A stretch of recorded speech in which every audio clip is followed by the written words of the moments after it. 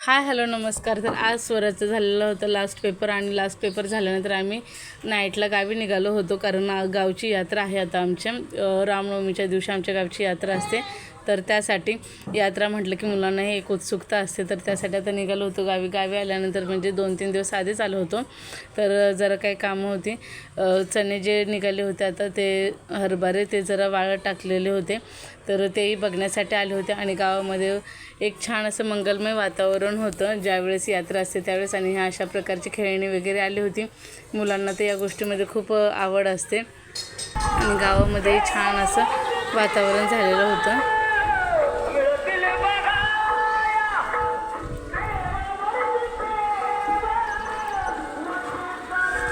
गावची यात्रा म्हटलं की एक सणच वाटतो आणि 2-4 दिवस ते कसे निघून जातात ते काही कळत नाही.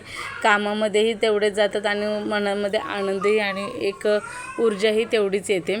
तर अशा प्रकारे असतं हे गावची यात्रा म्हटलं की. आमच्या गावी तर खूप मस्त असं धमाल असते, दिंडी वगैरे ह्या सगळ्या गोष्टी असतात त्यामुळे. तर आता इथे मी घेतलेली होती शेवग्याची शेंग नीट करण्यासाठी कारण आज भाजी बनवणार होती. शेवग्याच्या शेंगेची आणि मेथीची भाजी बनवणार होती. इथे दोन्हीही भाज्या छान अशा धुवून घेतल्या, मसाले वगैरे करून भाज्या दोन्ही शिजण्यासाठी टाकल्या आणि त्यानंतर मी गेले होते टेरेसवर परत कारण संध्याकाळ झाले होते. आता रात्रभर कसे बाहेर ठेवणार हरभरे म्हणून आता हे सगळे हरभरे गोळा वगैरे करून ठेवले.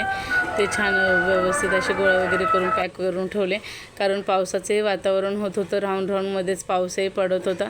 तर त्यामुळे सगळं व्यवस्थित बांधून ठेवलं तर परत भिजणार नाही म्हणून. स्वराज आला होता टेरेसवर, त्यालाही खूप मजा वाटत म्हणते इथे खूप छान हवा लागते असं चाललेलं त्याचं. त्यानंतर मग इथे झाडांना पाणी ओतायचं वगैरे चालू केलं. मग झाडांना थोडंसं पाणी वगैरे ओतलं कारण दिवसभर झाडं असं ऊन वगैरे जास्त लागून कोरडी पडलेली होती माती त्याच्यामुळे. तर अशा प्रकारे झालेला आहे आजचा दिवस गेलेला आहे. तर कसा वाटला तुम्हाला आजचा मिनी ब्लॉग मला नक्की कमेंट करून सांगा.